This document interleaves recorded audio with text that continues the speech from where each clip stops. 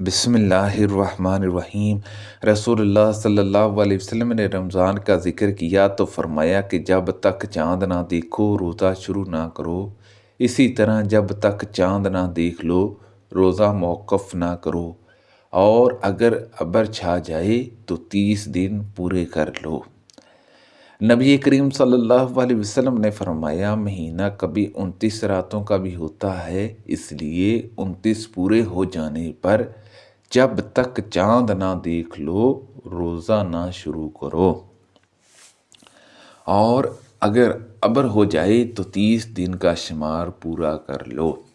رسول اللہ صلی اللہ علیہ وسلم نے فرمایا مہینہ اتنے دنوں اور اتنے دنوں کا ہوتا ہے۔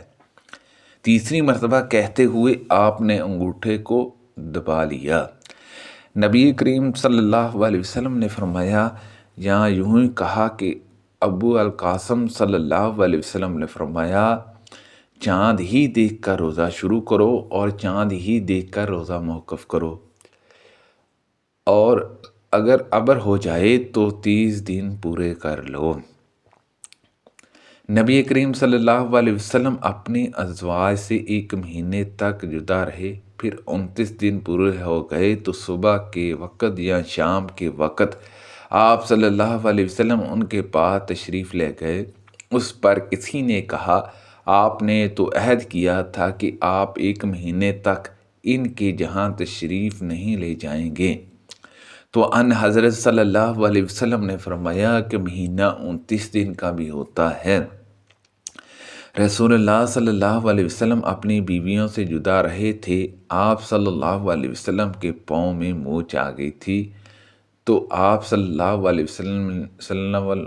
وسلم نے بلاغ خانے میں 29 دن قیام کیا تھا۔ پھر وہاں سے اترے، لوگوں نے عرض کیا یا رسول اللہ صلی اللہ علیہ وسلم، آپ صلی اللہ علیہ وسلم نے 1 مہینے کا اعلان کیا تھا، جواب میں آپ نے فرمایا کہ مہینہ 29 دن کا بھی ہوتا ہے۔ نبی کریم صلی اللہ علیہ وسلم نے فرمایا دونوں مہینے ناقص نہیں رہتے، مراد رمضان اور ذی الحج کے دونوں مہینے ہیں۔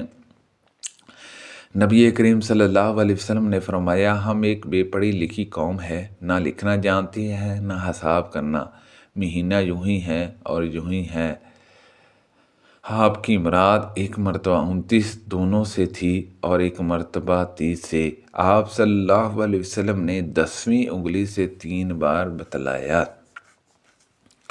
نبی کریم صلی اللہ علیہ وسلم نے فرمایا تم میں سے کوئی شخص رمضان سے پہلے شعبان کی آخری طریقوں میں 1 یا 2 دن کے روزے نہ رکھے، البتہ اگر کسی کو ان میں روزے رکھنے کی عادت ہو تو وہ اس دن بھی روزے رکھ لے۔ شروع اسلام میں حضرت محمد صلی اللہ علیہ وسلم کے صحابہ رضی اللہ عنہما جب روزے سے ہوتے اور افطار کا وقت آتا تو کوئی روزے دار اگر افطار سے پہلے بھی سو جاتا تو پھر اس رات میں بھی اور آنے والے دن میں بھی انہیں کھانے پینے کی اجازت نہیں تھی، تاہاں کہ پھر شام ہو جاتی۔ پھر ایسا ہوا کہ قیس بن سرمہ انصاری رضی اللہ عنہ بھی روزے سے تھے۔ جب افطار کا وقت ہوا تو وہ اپنی بیوی کے پاس آئے، ان سے پوچھا کیا تمہارے پاس کچھ کھانا ہے؟ انہوں نے کہا اس وقت تو کچھ نہیں، لیکن میں جاتی ہوں کہیں سے لاؤں گی۔ دن بھر انہوں نے کام کیا تھا اس لیے آنکھ لگ گئی۔ جب بیوی واپس ہوئی اور انہیں سوتے ہوئے دیکھا تو فرمایا افسوس تم محروم ہی رہے، لیکن دوسرے دن وہ دوپہر کو بے ہوش ہو گئے۔ جب اس کا ذکر نبی کریم صلی اللہ علیہ وسلم سے کیا گیا تو یہ آیت نازل ہوئی حلال کر دیا گیا ہے تمہارے لیے رمضان کی راتوں میں اپنی بیویوں سے صحبت کرنا۔ اس پر صحابہ رضی اللہ عنہما بہت خوش ہوئے اور یہ آیت نازل ہوئی کھاؤ پیو جہاں تک کہ ممتاز ہو جائیں تمہارے لیے صبح کی سفید داری، صبح صادق سیاہ داری صبح کاذب سے۔ جب یہ آیت نازل ہوئی تا آنکھ کھل جائے تمہارے لیے سفید داری سیاہ داری سے۔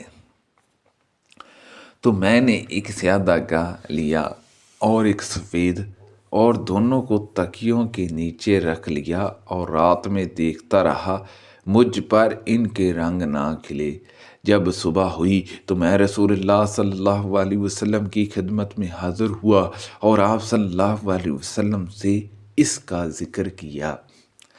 آپ صلی اللہ علیہ وسلم نے فرمایا کہ اس سے تو رات کی تاریکی صبح کاذب اور دن کی سفیدی صبح صادق مراد ہے۔ آیت نازل ہوئی، کھاؤ پیو جہاں تک کہ تمہارے لیے سفید داری سیاہ داری سے کھل جائے، لیکن من الفجر صبح کے الفاظ نازل نہیں ہوئے تھے۔ اس پر کچھ لوگوں نے یہ کہا کہ جب روزے کا ارادہ ہوتا تو سیاہ اور سفید داغے لے کر پاؤں میں باندھ لیتے، اور جب تک دونوں داغے پوری طرح دکھائی نہ دینے لگتے کھانا پینا بند نہ کرتے تھے۔ اس پر اللہ تعالیٰ نے من الفجر کے الفاظ نازل فرمائے۔ پھر لوگوں کو معلوم ہوا کہ اس سے مراد رات اور دن ہیں۔ بلال رضی اللہ عنہ کچھ رات رہے سے اذان دیا کرتے تھے، اس لیے رسول اللہ صلی اللہ علیہ وسلم نے فرمایا کہ جب تک ابن مکتوم رضی اللہ عنہ اذان نہ دیں تو تم کھاتے پیتے رہو، کیونکہ وہ صبح صادق کے طلوع سے پہلے اذان نہیں دیتے۔ قاسم نے بیان کیا کہ دونوں بلال اور مکتوم رضی اللہ عنہما کی اذان کے درمیان صرف اتنا فاصلہ ہوتا تھا کہ ایک چڑھتے ہوئے دوسرے اترتے۔ سبحان اللہ عز و جل۔ اللہ پاک سے دعا ہے کہ اللہ پاک ان حدیثوں پر عمل کرنے کی توفیق عطا فرمائے۔ اللہ پاک ہم سب کو صحت و تندرستی عطا فرمائے، آمین بجاہ النبی الامین صلی اللہ علیہ وسلم۔